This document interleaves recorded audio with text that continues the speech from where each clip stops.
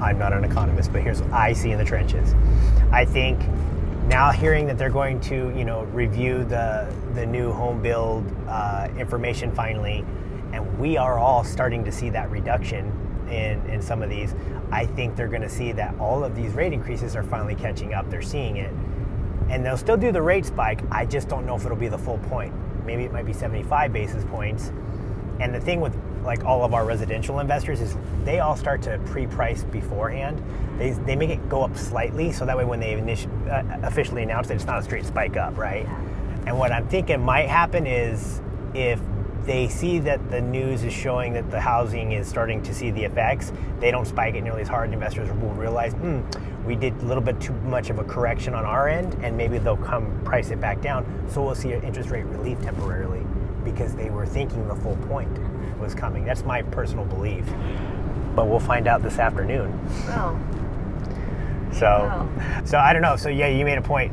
Your 5-year treasury, obviously that gets affected by the same thing. So now everybody knows, like, when rates go up on cars or housing, it goes up on your end too. I don't think everybody realized that. Yeah, and I feel like, the rate that the feds are increasing is the prime rate.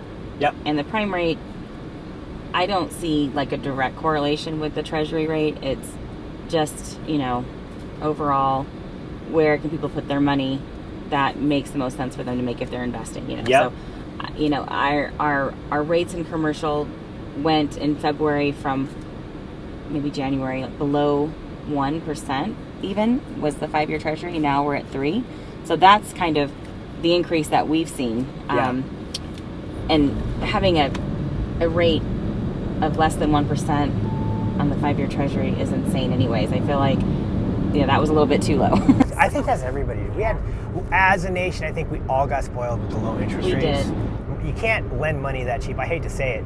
But banks are in this game to make money. Right. So when interest rates were that low at the cost of cash, like, how do you make money on that in the long term? So I believe there needs to be a happy medium ground. Maybe the 3 or 4% rate makes more sense for both consumer and investor. Because let's be honest, the name of the game is pay off your mortgage as quickly as you can.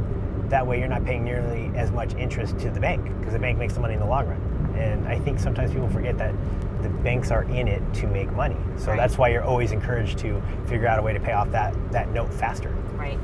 So if you had to tell any of my audience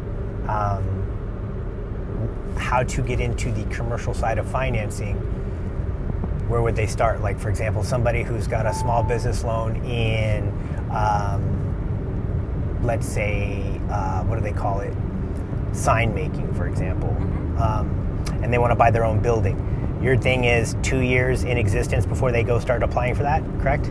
I think so if the business hasn't been open for at least 2 years, they should have experience in the industry. Okay. Whether they worked for another company, 5 years, like management experience would be ideal. Other than that, there's really not a lot we can depend on the ownership's ability to, maintain lower costs and, enough revenue to cover expenses. So we really want to see at least 2 years of operating income or at least 5 years of management experience. Okay, that's what I want to hear. So if somebody wants to get into an SBA loan, it's not that different from our side. You need to have some sort of a 2-year established paper trail of what that company or your business is making, Right. to assess what you're going to leverage for debt ratio and income. Okay.